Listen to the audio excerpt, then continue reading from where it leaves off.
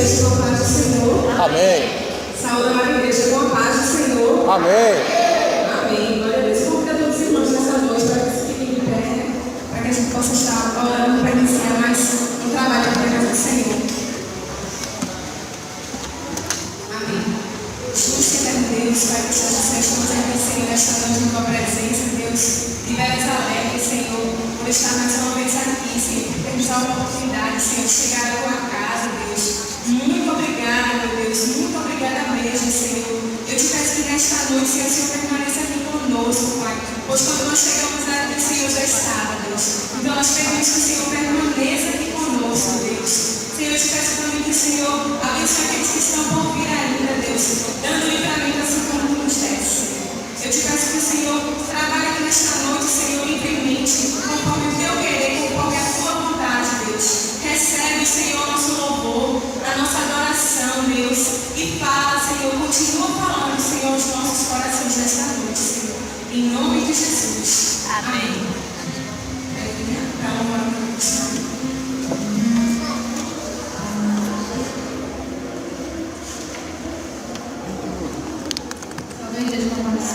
Amém. Louvar, tradição.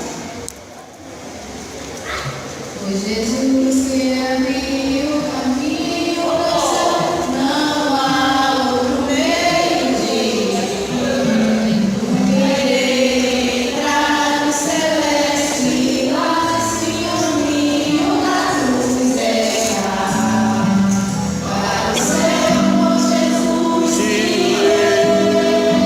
para o céu com Jesus.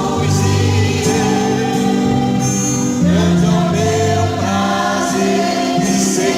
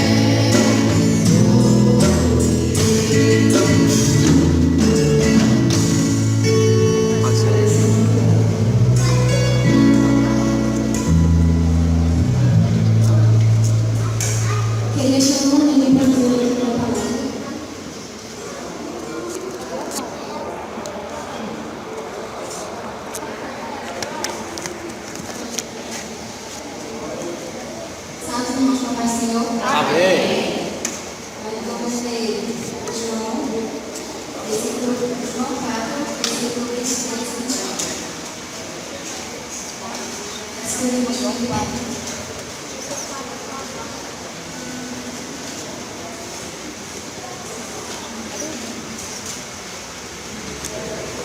No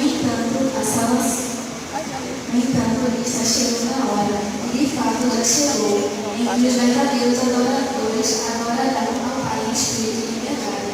São estes os adoradores que o Pai procura. Deus é espírito, e é necessário que os seus adoradores o adorem em espírito e em verdade. Vamos repetir o versículo. Deus é espírito, e é necessário que os seus adoradores o adorem em espírito e em verdade.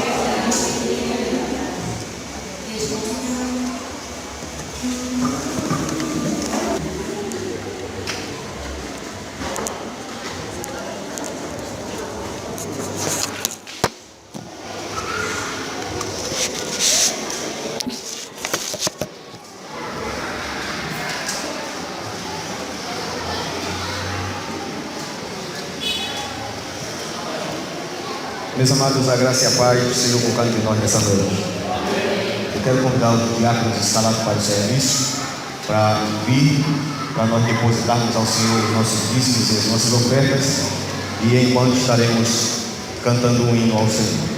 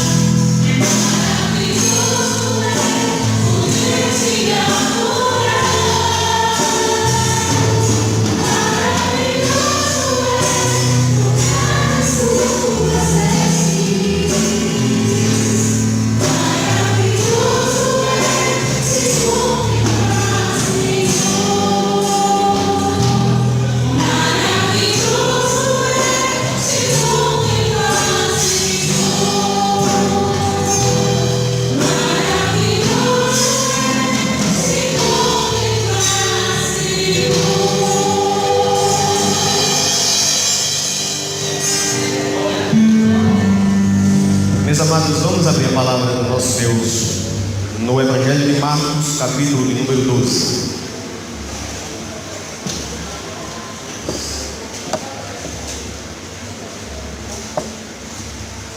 Evangelho de Marcos, capítulo de número 12.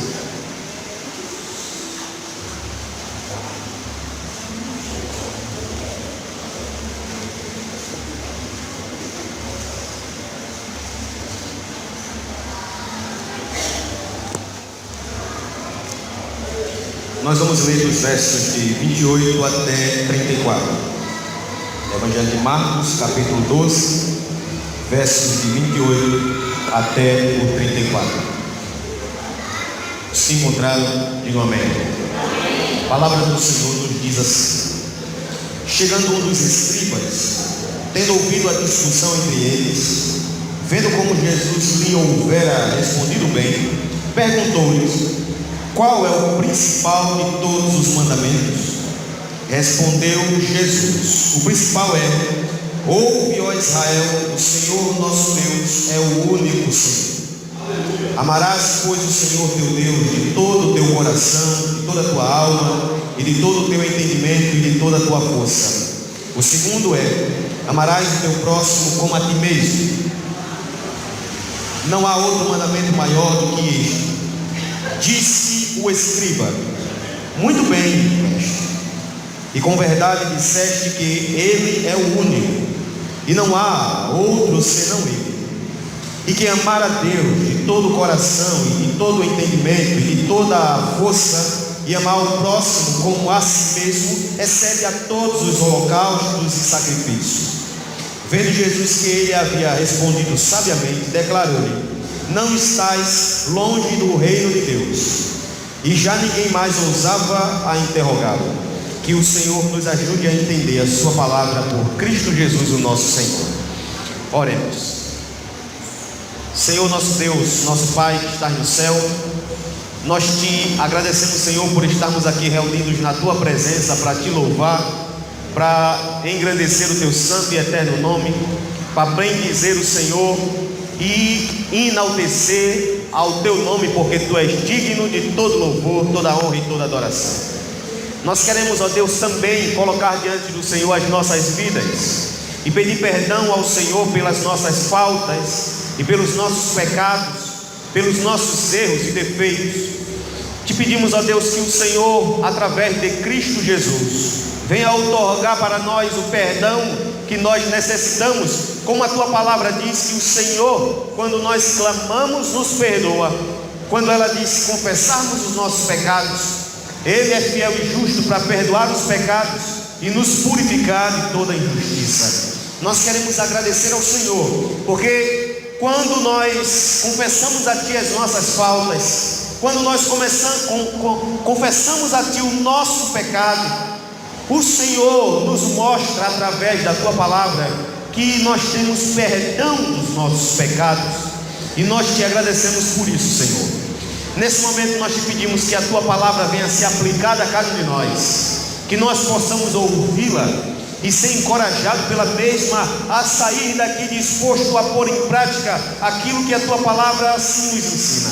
Nós te oramos na certeza de que tu estás com cada um de nós, que tu nos ama e que tu queres que nós nos submetamos à tua palavra, a fim de que teu nome em nós seja glorificado. Te oramos por Cristo Jesus, o nosso Senhor, aquele que vive e que reina e que é Senhor de nossas vidas, hoje e para todo sempre. Amém. Os irmãos podem sentar.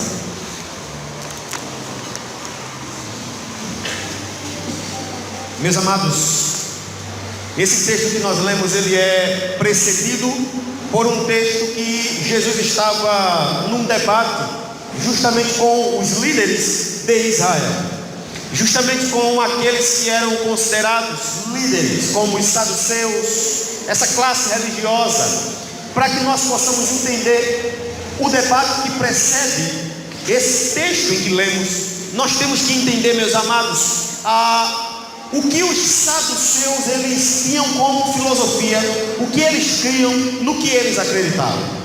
Os saduceus eram uma classe religiosa em Israel que justamente ela se diferenciava e ela era diferente, mas em termos de ideologia, dos fariseus.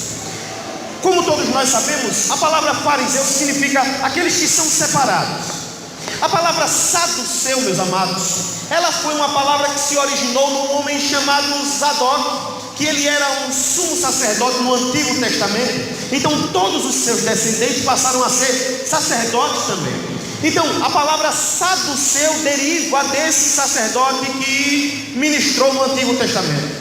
Mas a ideologia dos fariseus e dos saduceus era diferente. O que eles pensavam com relação à Escritura era diferente. O ponto de vista deles com relação a um determinado assunto era diferente. Por exemplo, o assunto que Jesus estava debatendo com eles, que precede a esse texto que lemos, é justamente sobre a questão da vida eterna.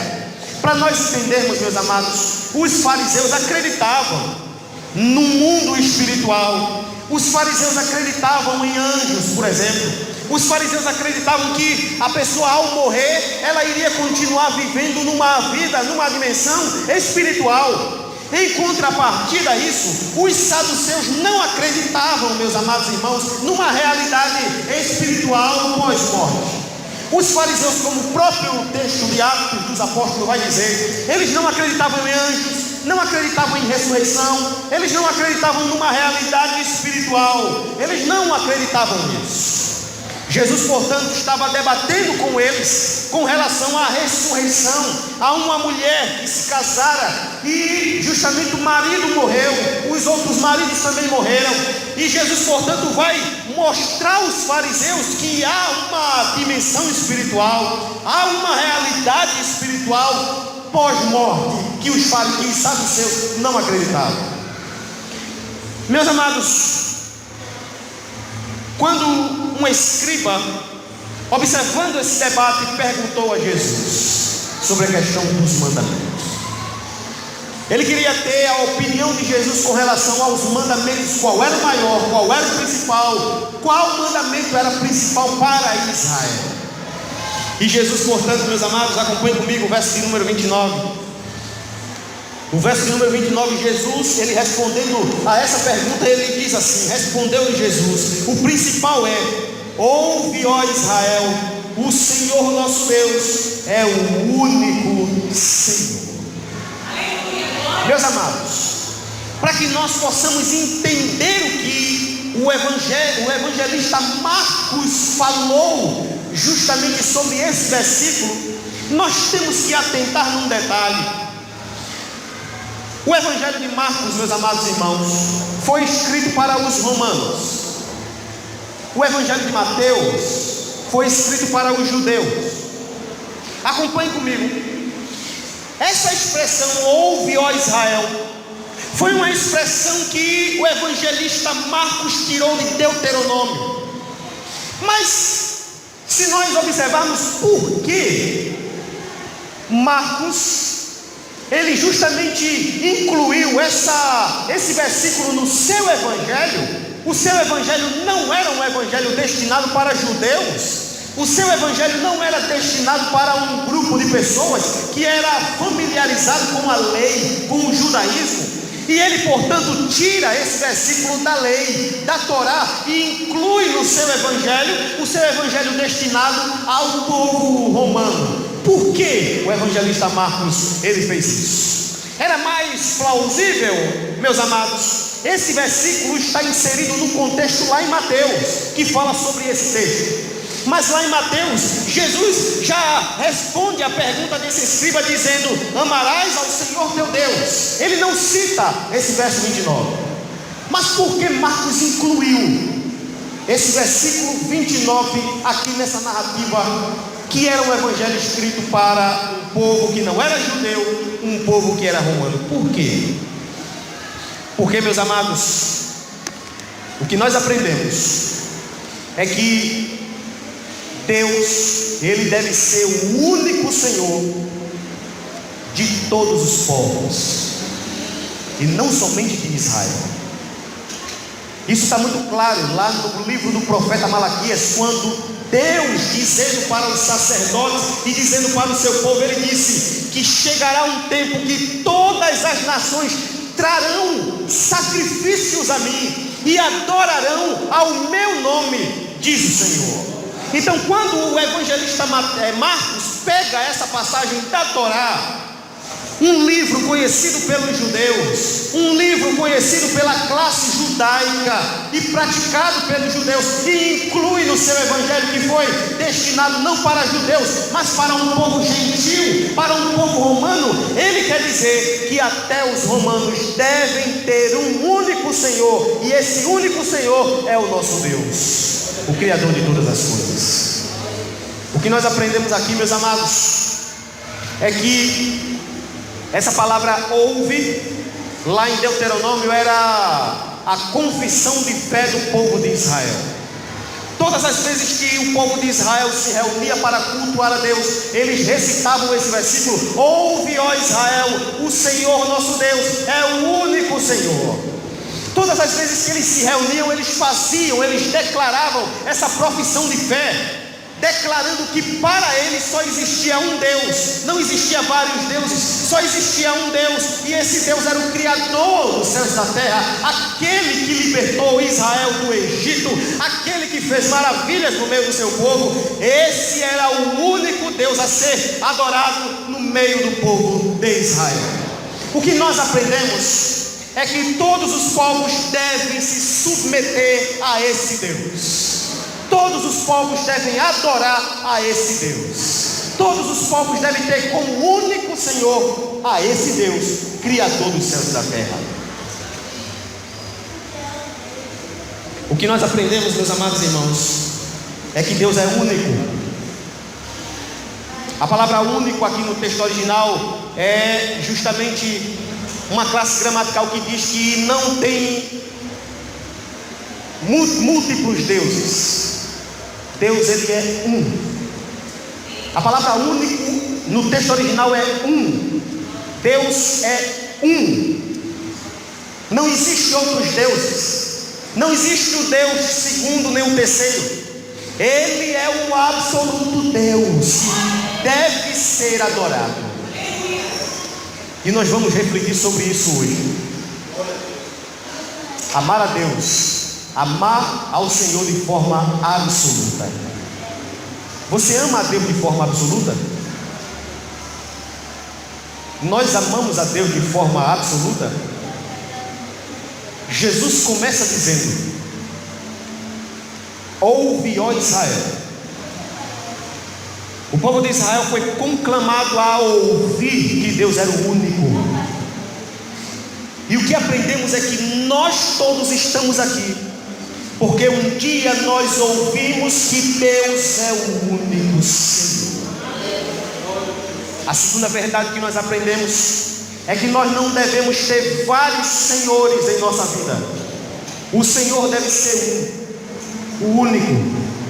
Nós só devemos ter um Senhor em nossa vida. Mas qual é o Senhor que rege a sua vida? Qual é o seu Senhor? Porque, meus amados, para muitos o Senhor se torna o dinheiro que ele tem. Para muitos o Senhor se torna os bens que ele tem.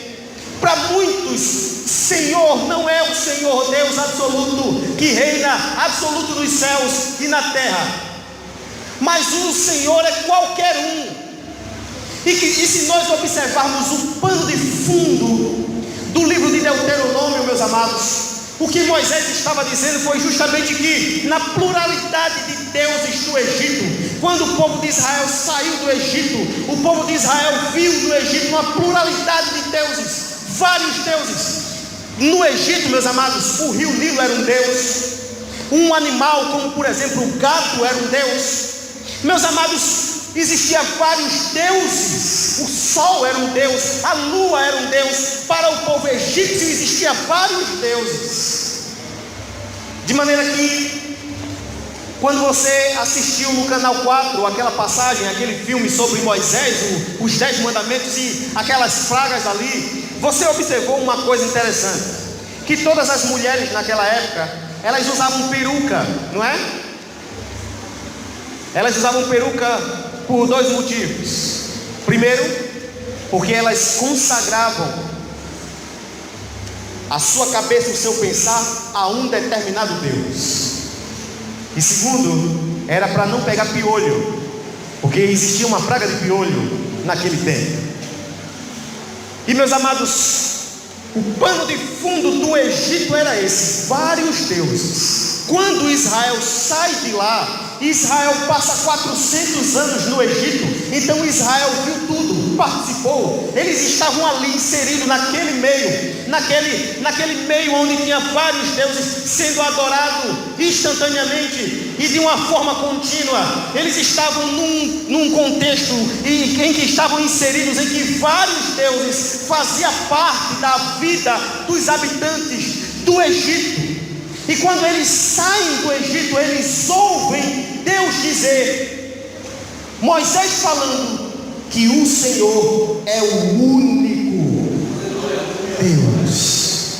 Mas, meus amados, o pano de fundo também desse texto de Deuteronômio aponta não somente para o Egito, na pluralidade de deuses, mas também joga para o futuro. O livro de Deuteronômio foi escrito para quê, irmãos?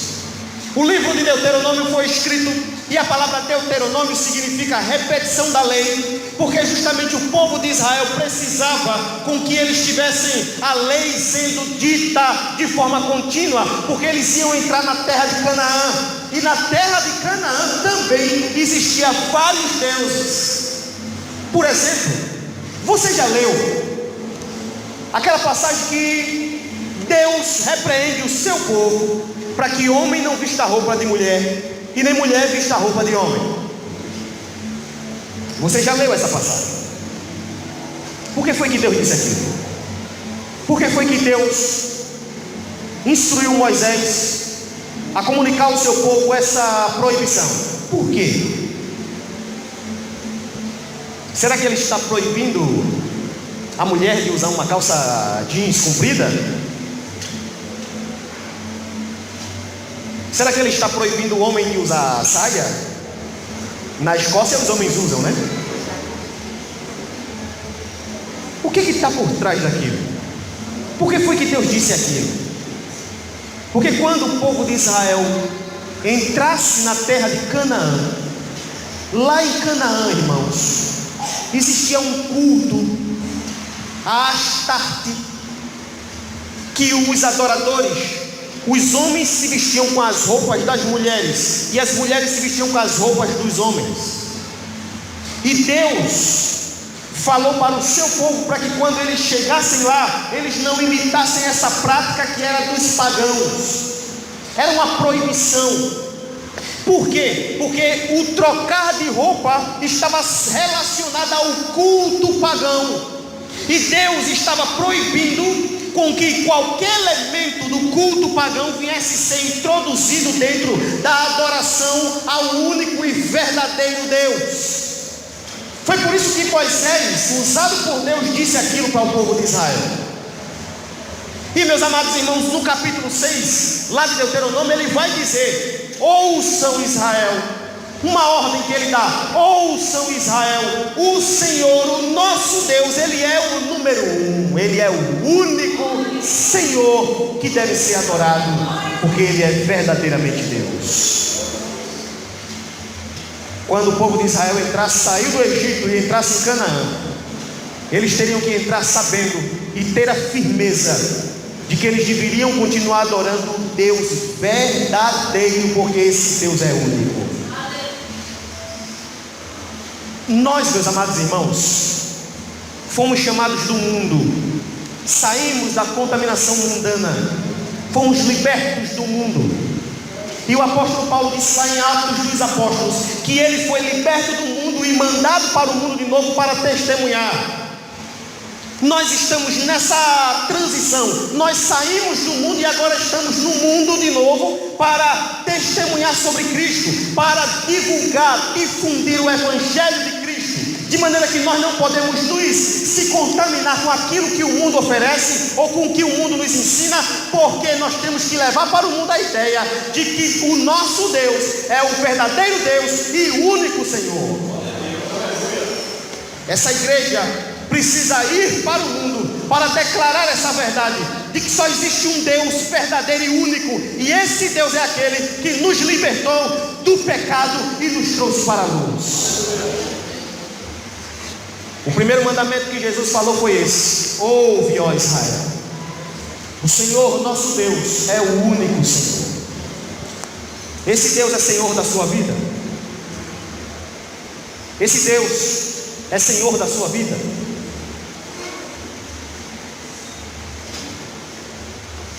Quando ele fala de Senhor, meus amados, em terceiro lugar nós aprendemos o que vocês já sabem: Senhor, ele é obedecido. Se existe Senhor, é porque existem escravos. A linguagem aqui é essa: se existe um Senhor, existe também escravos, e escravo obedece. E nós, todos nós, somos escravos deste Senhor. Antigamente você era escravo do pecado. O pecado ditava as ordens na sua vida. Você era escravo, o pecado era senhor de sua vida. Mas hoje, o Senhor não é mais o pecado. O Senhor não é mais o mundo. Hoje, o Senhor da nossa vida é o Senhor Jesus. E Ele, na qualidade de Senhor, deve ser obedecido. Jesus é Senhor da sua vida. Quando Ele é Senhor da nossa vida, significa que nós devemos obedecer, viver de modo obediente à sua palavra, porque Ele é Senhor absoluto de todas as coisas. A segunda verdade que nós aprendemos, meus amados, está no verso seguinte, o verso 30. Observe o que o verso 30 diz: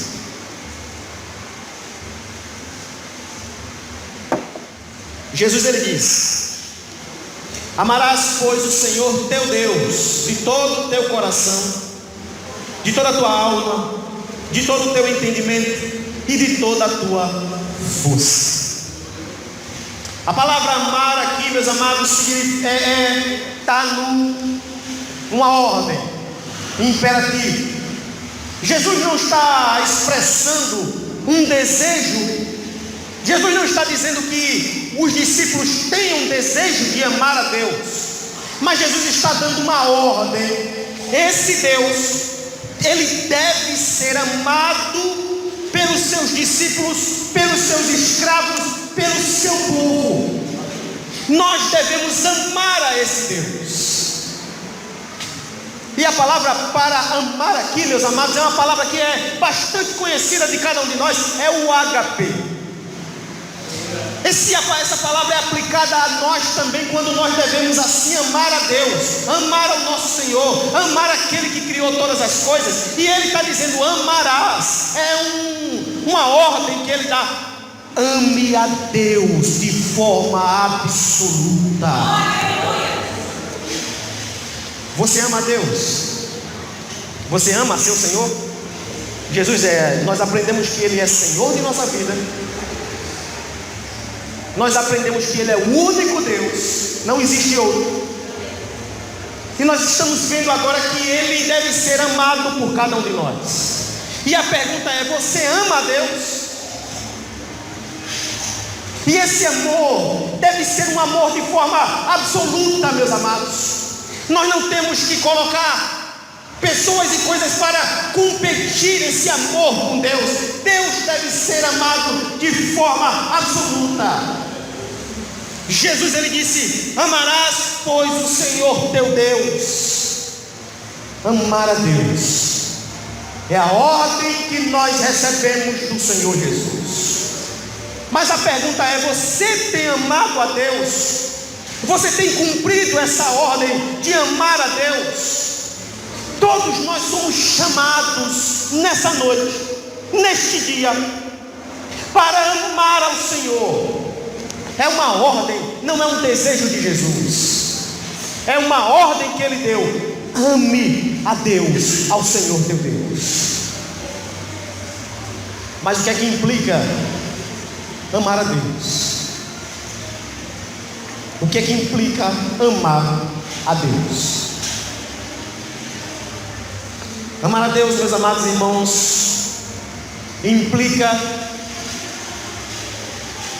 em esse amor está regendo a sua vida, o interior da sua vida. Note: amarás o Senhor teu Deus de todo o teu coração.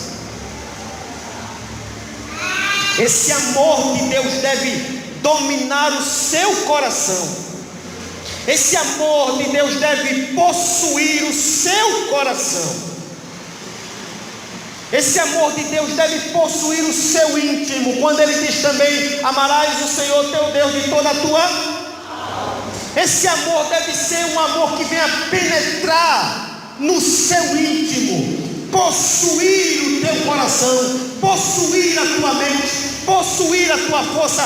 Esse amor de Deus deve possuir você, porque a palavra coração aqui está numa classe gramatical do grego que significa posse ou origem. Então o que ele está dizendo aqui é que o amor de Deus deve possuir o nosso coração de forma completa. Note: amarás o Senhor teu Deus de todo o teu coração. O coração deve estar possuído pelo amor de Deus. Nós temos que amar a Deus, irmãos. Esse amor é uma ordem. Você ama a Deus sim ou não? Você ama a Deus sim ou não? Está com medo, irmão, de dizer aí? Você ama a Deus sim ou não? Eu só estou ouvindo esse lado, não é porque esse meu ouvido aqui está ruim. Você ama a Deus sim ou não? O que é que implica em amar a Deus? Você lembra aquela passagem que Jesus disse assim: quem quiser vir após mim, faça o quê?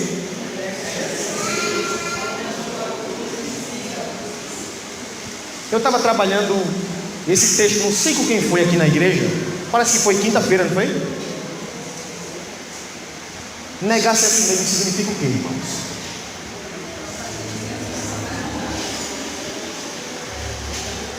Tomar a cruz significa o quê?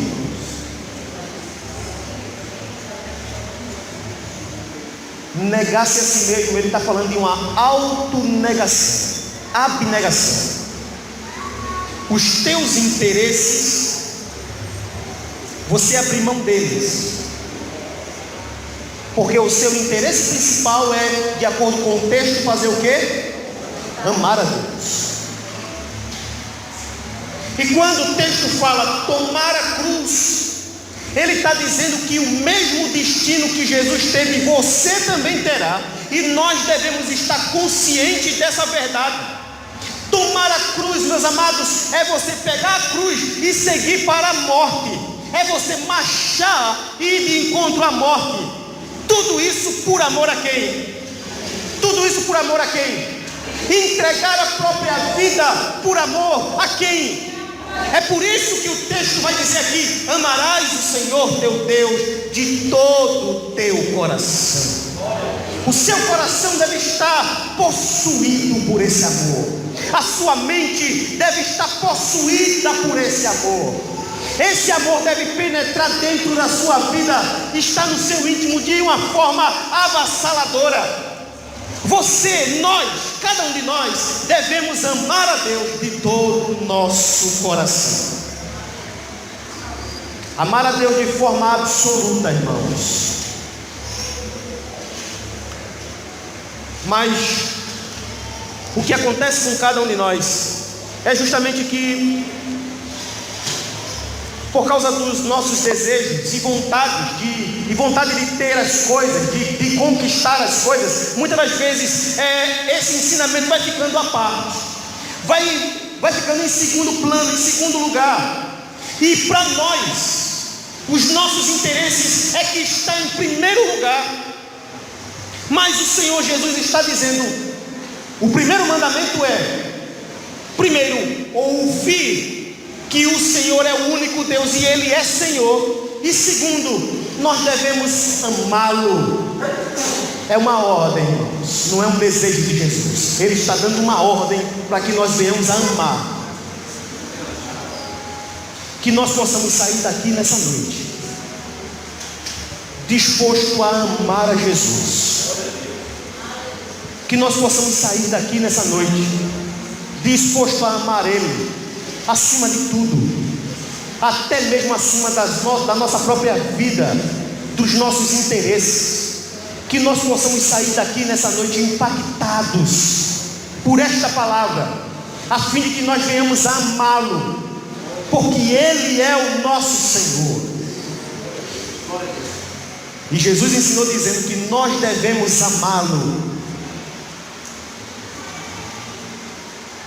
o que implica amar a Deus. Abre mão do seu pecado. Abra mão do seu pecado. O pecado que você está fazendo cafuné nele como um bicho de estimação, abra mão do seu pecado. Jesus, ele disse: amarás o Senhor teu Deus. Abra mão daquilo que te afasta de Deus. Abra mão do seu pecado. O seu pecado lhe distancia de Deus. E a ordem de Jesus é: amarás o Senhor teu Deus de todo o teu coração. O teu coração está inclinado para quê? Para que você inclina o teu coração? O teu coração está voltado para quê? O nosso coração, meus amados, deve estar possuído por esse amor de Deus, e não está inclinado aos nossos interesses, ou aos nossos pecados, ou aquilo que nós procuramos tratar com carinho, mas não glorifica a Deus. O nosso coração deve estar possuído pelo amor de Deus. O Senhor Jesus, ele diz: onde estiver teu coração, aí estará o teu, o quê? Você tem inclinado o seu coração para quê, irmãos? Para que ídolo?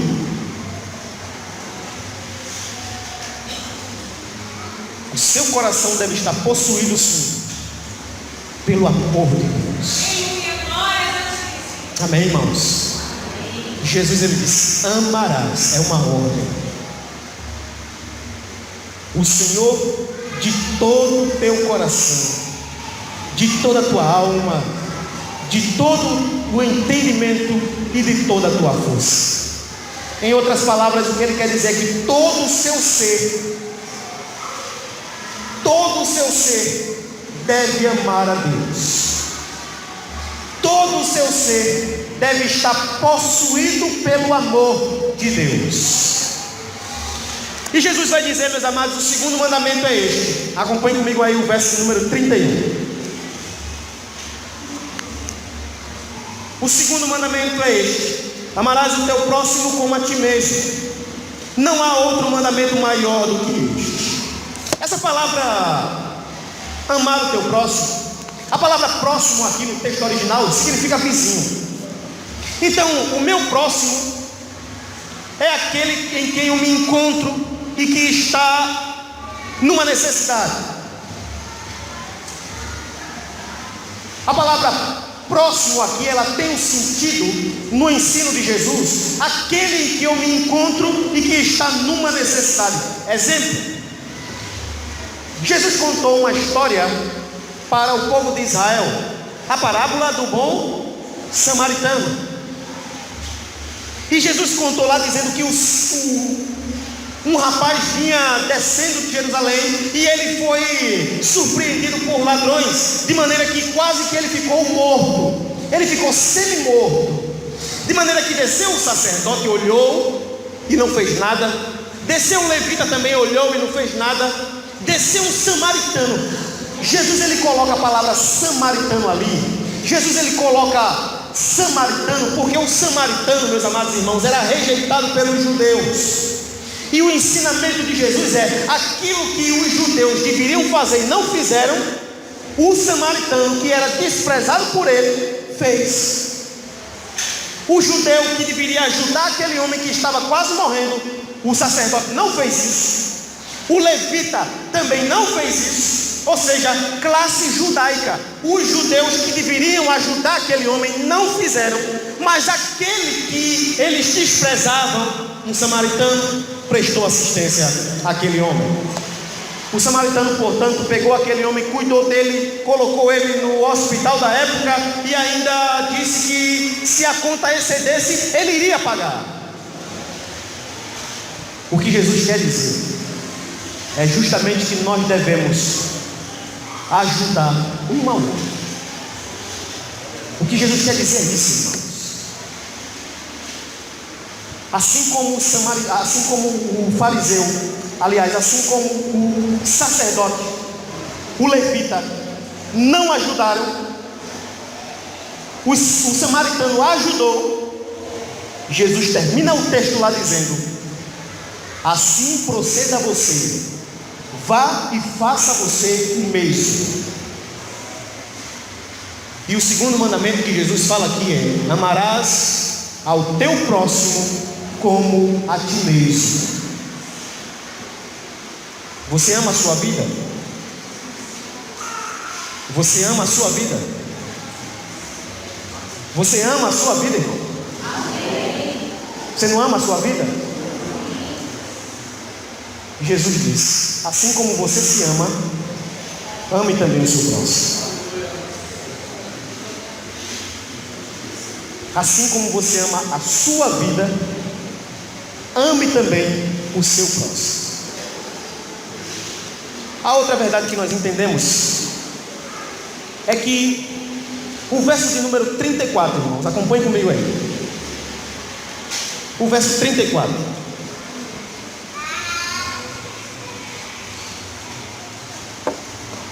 O verso de número 34, ele diz assim: vendo Jesus que ele havia respondido sabiamente, declarou-lhes: não estáis longe do reino de Deus. E já ninguém mais ousava interrogá-lo. Aquele escriba que veio fazer essa pergunta a Jesus: qual era o mandamento? Depois que Jesus explicou tudo isso, aí ele repetiu tudo aquilo que Jesus falou, dizendo: amar a Deus de todo o coração, de todo o entendimento, e ao próximo como a ti mesmo. O escriba vai dizer: isso excede sacrifícios e holocaustos. Quando ele disse isso, Jesus afirmou dizendo: você não está longe do reino de Deus. Quando o escriba disse que o amar a Deus de todo o coração, de toda a alma, de todo o entendimento, e amar ao próximo como a si mesmo, excede sacrifícios e holocaustos, o escriba quis dizer, meus amados, que o amar a Deus de todo o coração, de toda a alma, e amar ao próximo é você vivenciar o ensino da palavra de Deus, e não ser um mero religioso. Porque tem muita gente que são meros religiosos, mas não vivenciam a essência da palavra de Deus, a essência do ensino. O escriba disse: amar a Deus e amar ao próximo excede sacrifícios e holocaustos. O mais importante para Deus é você praticar o que a palavra diz, em vez de estar sendo cumpridor de rituais. Aí foi quando Jesus, ouvindo isso, Jesus disse: você não está longe do reino de Deus. O que é que faz uma pessoa não estar longe do reino de Deus, irmãos? É se despir de uma suposta religiosidade para viver o ensino real e verdadeiro e genuíno da palavra de Deus. Você quer estar perto do reino de Deus? Você quer estar junto do reino de Deus? Nós somos conclamados a deixar uma vida supostamente religiosa para vivermos a essência do Evangelho. Abra comigo aí no livro do profeta Oséias. Abra aí. Profeta menor depois de Ezequiel. Aliás, depois de Daniel.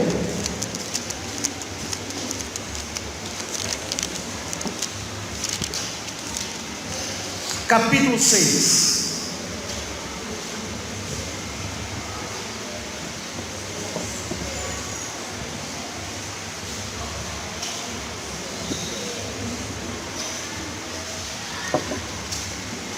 Capítulo de número 6.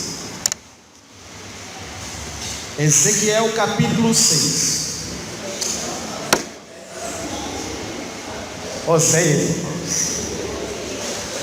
É porque o pastor está meio aluado, o pastor esqueceu o óculos aí. É Oséias.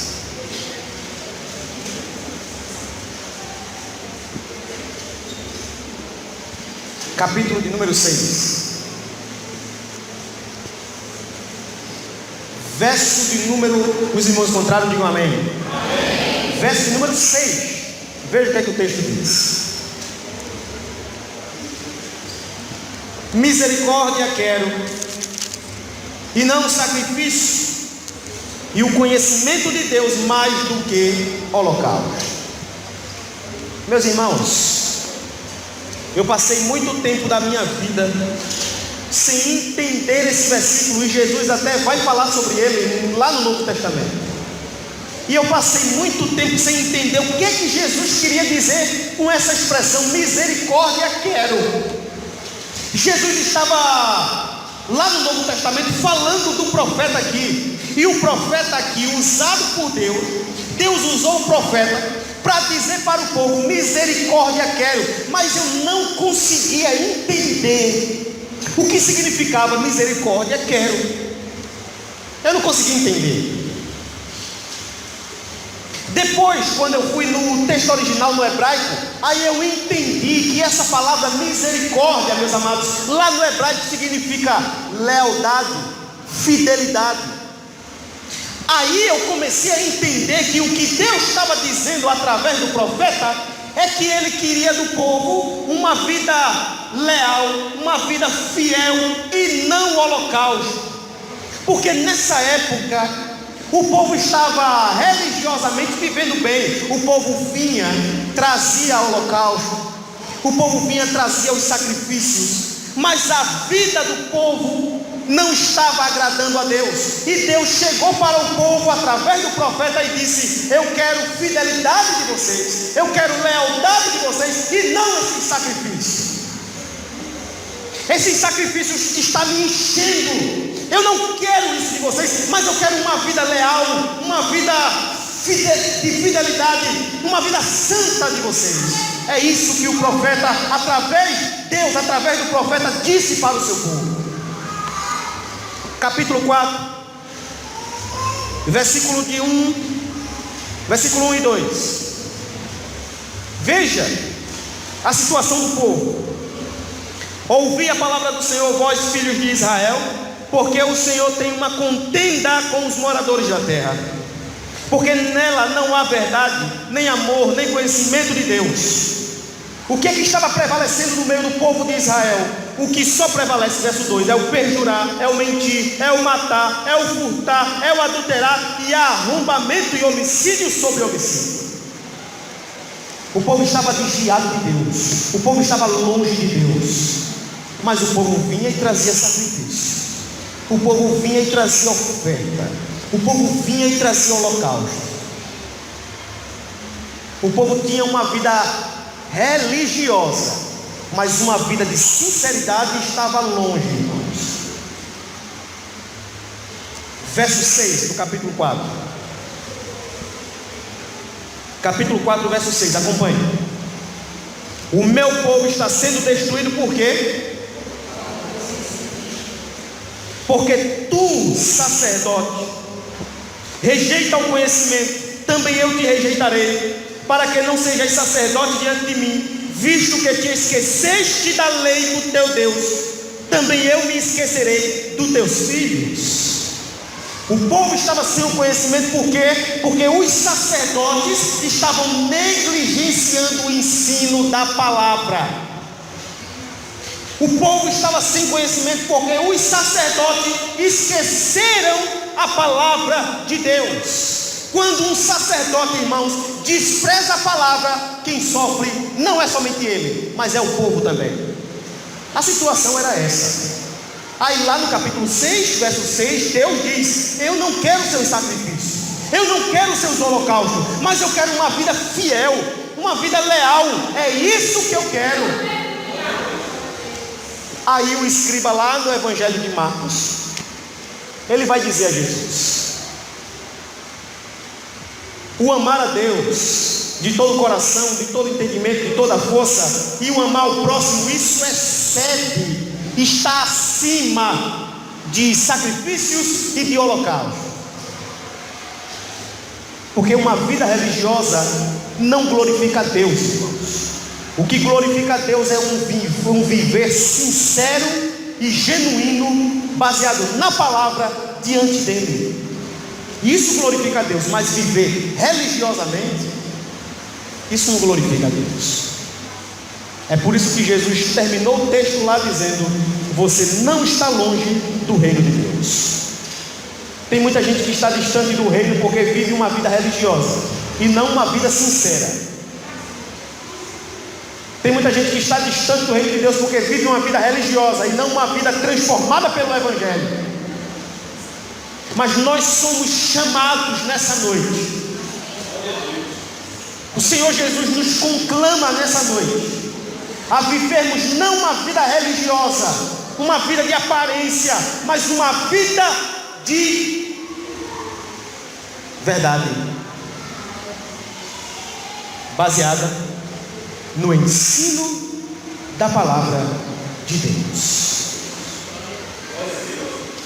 Jesus não lhe chamou do mundo para cá para você ser religioso, ter aparência, mas Jesus lhe tirou do mundo, lhe transformou para que você tenha uma vida sincera e verdadeira na palavra diante dele.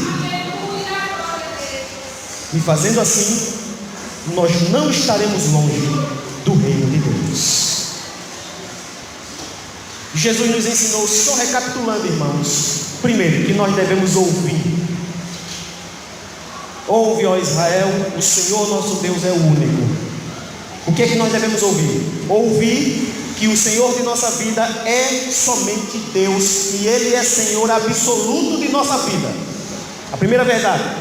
A segunda verdade é que nós devemos amar a Deus, amar de uma forma absoluta. Isso é uma ordem, amar, ame a Deus. Cada um de nós aqui fomos chamados do mundo, fomos tirados do mundo para amar a Deus de forma absoluta. Deus nos ensina que nós devemos amar a Ele de forma absoluta. Que nós possamos sair daqui, irmãos, nessa noite, impactados pela palavra e encorajados a amar mais a Deus e amar de forma absoluta. A outra verdade é amar ao próximo como nós amamos a nós mesmos. Se eu me amo, eu vou amar ao meu próximo. E assim, a fraternidade, o amor vai crescer no meio da comunidade cristã. A outra verdade, irmãos, é que nós não devemos ter uma vida de aparência religiosa, mas ter uma vida verdadeira. Amar a Deus, amar absolutamente, viver como Deus quer, viver a vida pautada na palavra de Deus. Isso excede a sacrifícios, a holocausto, a vida religiosa, a vida ritualista. Viver a verdade do Evangelho é para isso que Ele nos chamou. E vivendo assim, nós estaremos sempre próximos do reino de Deus. Porque a antítese disso é uma vida religiosa que nos separa e nos distancia do reino de Deus. Você está disposto a viver assim? Você está disposto a cada dia com as suas atitudes ter Deus como único Senhor da sua vida? Ser escravo, você era escravo do pecado, hoje é escravo de Jesus.